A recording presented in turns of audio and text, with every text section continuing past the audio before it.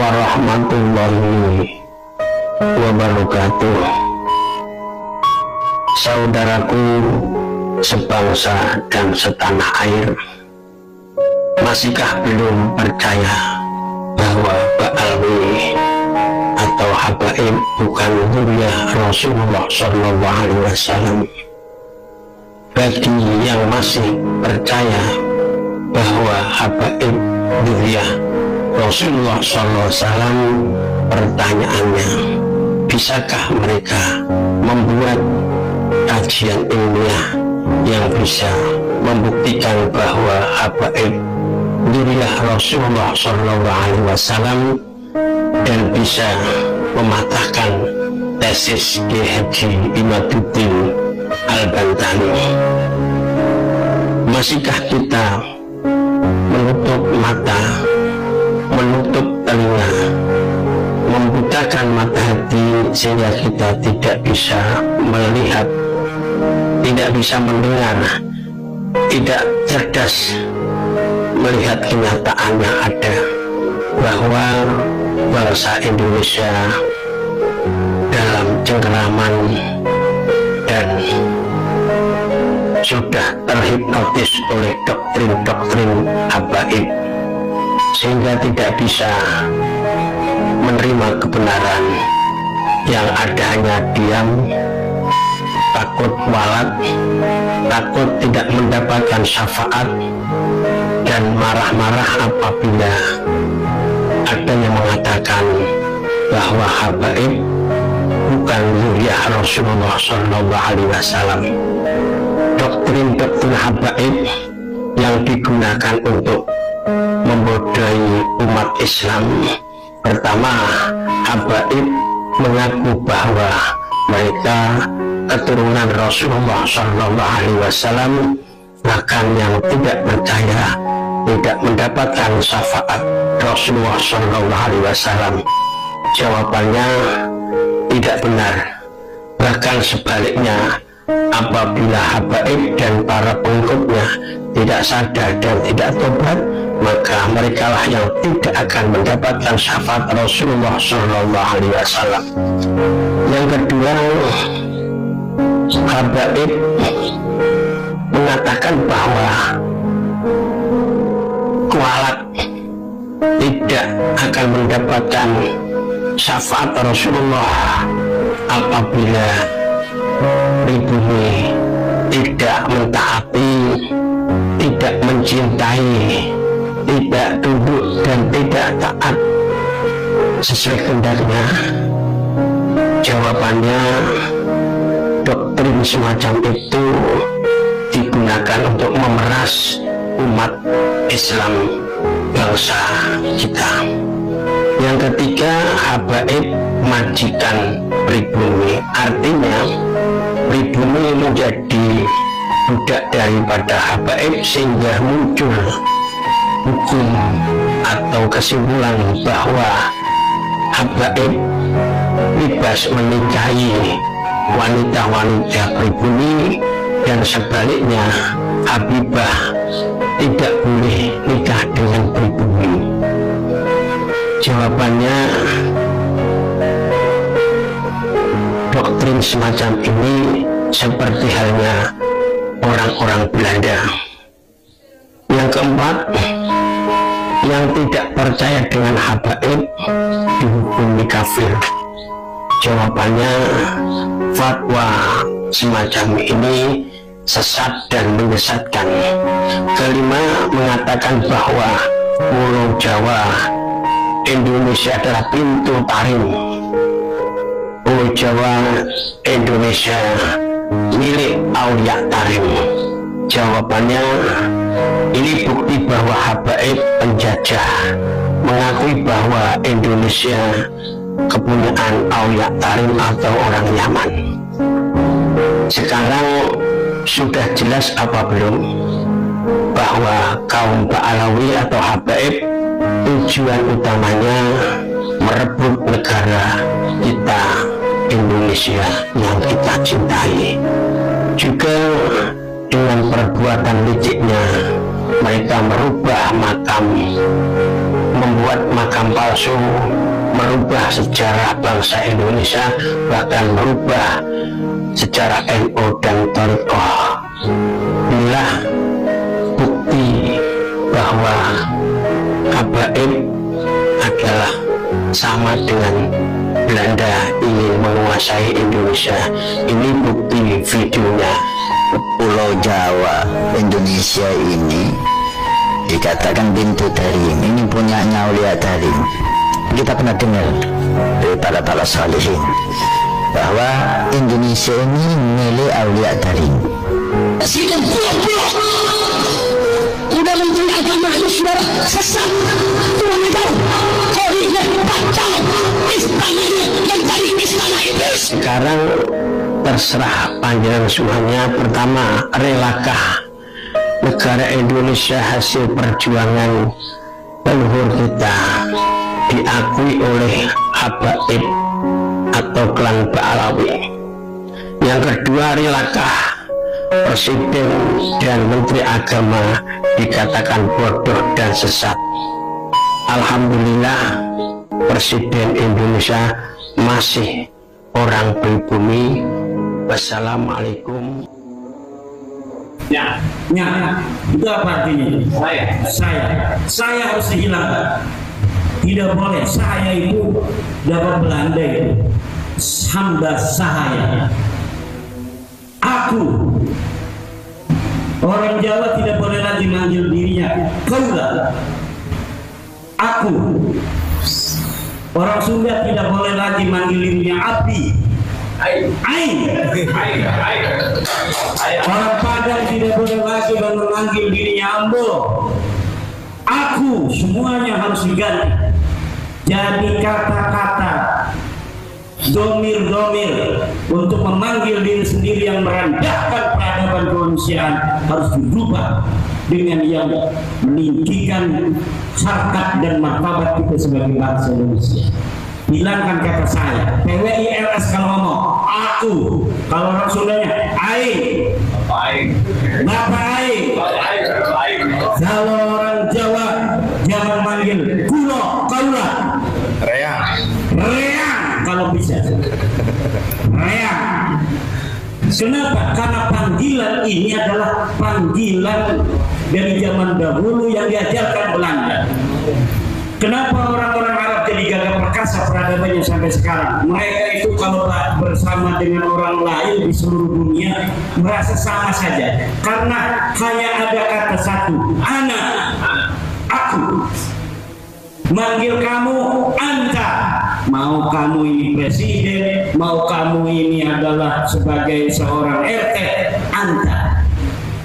Maka orang Arab gagah perkasa.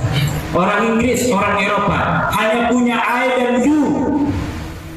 Manggil siapapun, I still loving you. Kan begitu. Ini seperti yang ini.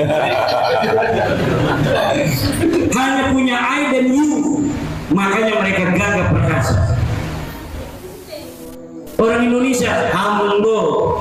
Orang Padang manggil dirinya ambo sahayo. Orang Sunda manggil dirinya abdi, apa artinya abdi? Hamba sahaya. Orang Jakarta manggil dirinya saya, hamba sahaya. Orang Jawa memanggil dirinya kaulo. Kaula itu juga adalah Buddha. Semuanya adalah menunjukkan bahwa yang mengatakan, semuanya adalah menunjukkan bahwa yang mengatakan itu adalah hamba sahaya. Karena PWI biasakan ngomong aku, kalau rasulnya aing, reak, tidak ada lagi kata kaula, tidak ada lagi kata abdi, kita tidak ada lagi kata sahaya. Sahaya itu sahaya, artinya hamba juga, semuanya artinya hamba. Makanya peradaban kita ini sampai hari ini menjadi peradaban budak. Orang kaya jadi budak daripada orang miskin dari karim. Orang berilmunya yang berilmu tinggi kiai-kiai jadi budak orang bodoh-bodoh yang berasal dari karim hanya karena mengatakan mereka saya cucu Nabi. Padahal terbukti DNA-nya lain DNA Arab. komodei manehna eta turunan nabi, turunan Arabnya henteu. Lain turunan Arab acan kumaha jadi turunan nabi eta. Haram eta hukumna urang meyakini bahwa jangan urang lah, urang itu udang juga. Aing haram aing ya.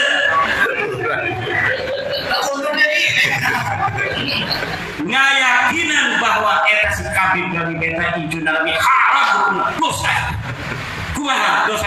Ya, getina ieu geus diperiksa diberi. Getina ieu ge lain jelma anu Arab acan komodei turunan nabi, lain di Arab. Di mana? Di India. Di India jeung di Turki di Kaukasus ya. Turunan nabi mah turunan Arab. DNA C1 lain DNA D. Ini yang harus diinikan oleh bagaimanapun dinamika organisasinya. Saya tidak mau tahu yang ada di Kabupaten Tangerang. Yang penting semuanya harus berjalan yang sebesar-besar demi kemajuan organisasi. Siapapun ketuanya, apapun keputusannya, ambil keputusan terbaik berdasarkan musyawarah mufakat, tanpa ada yang harus dikorbankan, tanpa ada yang harus dijauhkan, dikucilkan, rangkul semuanya.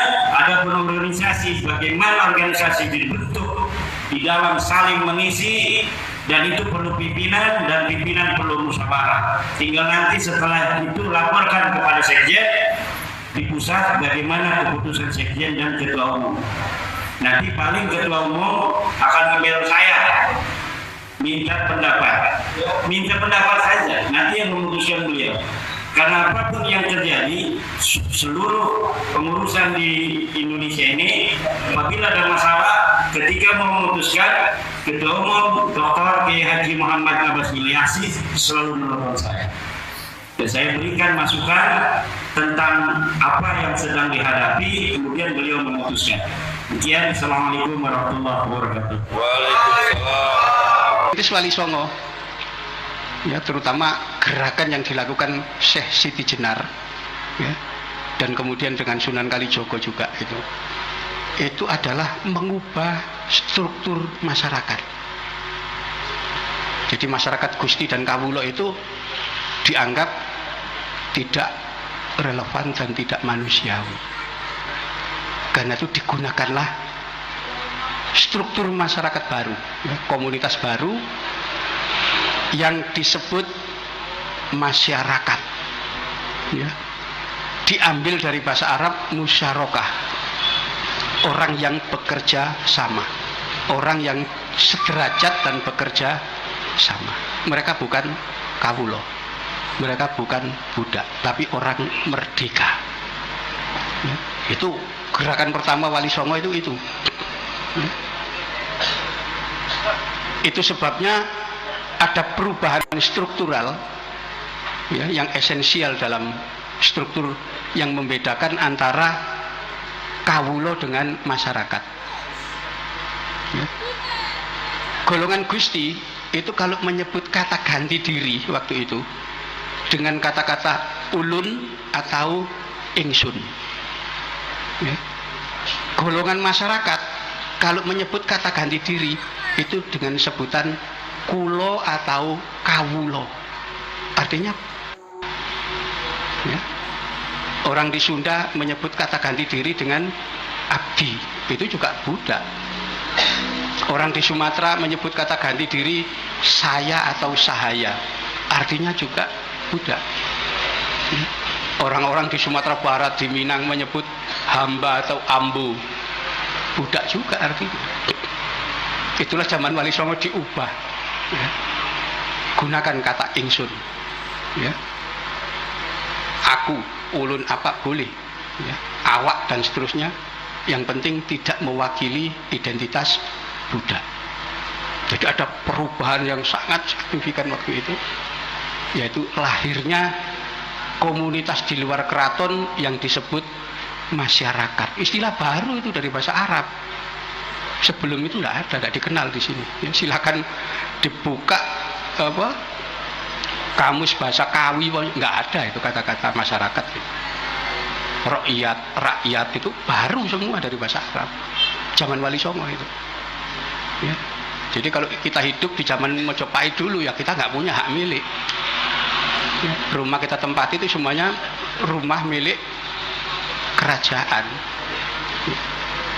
Ya, kalau kerajaan punya hajat, mau membangun jembatan, bangun candi, dia butuh wadal, anak dikorbankan, ya anaknya kawula diambili, dijadikan korban. Tapi ketika diubah jadi masyarakat, ya melawan mereka ketika anaknya ya, itu proses awal.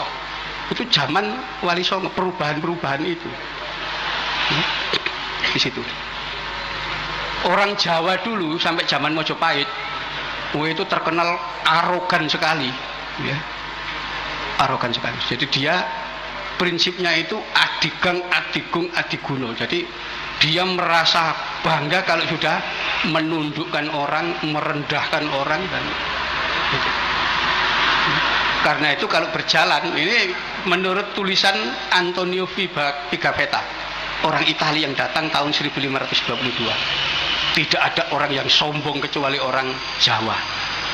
Kalau dia jalan begitu, ada bangsa lain yang jalan di tempat yang lebih tinggi disuruh turun. Kalau tidak mau turun dibunuh.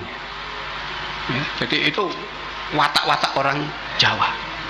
Karena kalau kita mencari asli bahasa Kawi, bahasa Jawa, kita tidak bakal ketemu istilah kata kalah. Nggak ada itu. Jadi kalau berselisih, menang atau mati, nggak ada kalah, itu nggak ada.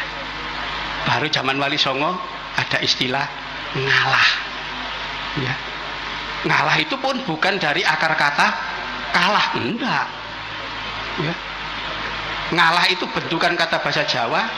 Kalau ngalas itu menuju ke hutan, ngawang menuju ke awang-awang, ngalah menuju Gusti Allah. Jadi tawakal, bukan dari kata kalah. Kalau kalah tidak mau orang dulu. Jadi dibentuk itu, dikenalkan istilah baru, sabar. Dari bahasa Arab itu, bahasa Jawa nggak ada istilah itu.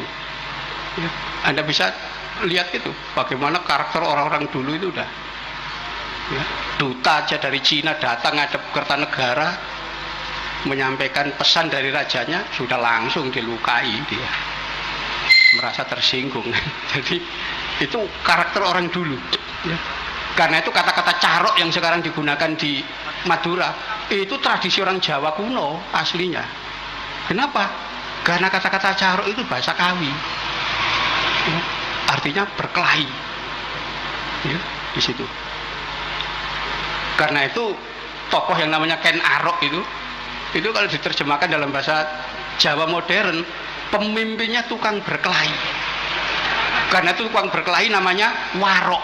Di Hercules sekarang. Iya, jadi orang dulu itu udah bisa seperti itu. Baru dikenalkan kata sabar zaman Wali Songo. Ya, kata-kata adil, ya, tawadu, sih baru belakangan itu. Sebelum itu tidak dikenal. Ini proses bagaimana orang dakwah zaman dulu, ya, jadi proses-proses itu. Nah, Wali Songo inilah yang kemudian melihat bahwa sebetulnya agama Hindu dan Buddha itu hanya dipeluk oleh kalangan gusti di keraton-keraton. Masyarakat itu secara umum ternyata agamanya bukan Hindu dan bukan Buddha, tapi agama Jawa kuno, namanya agama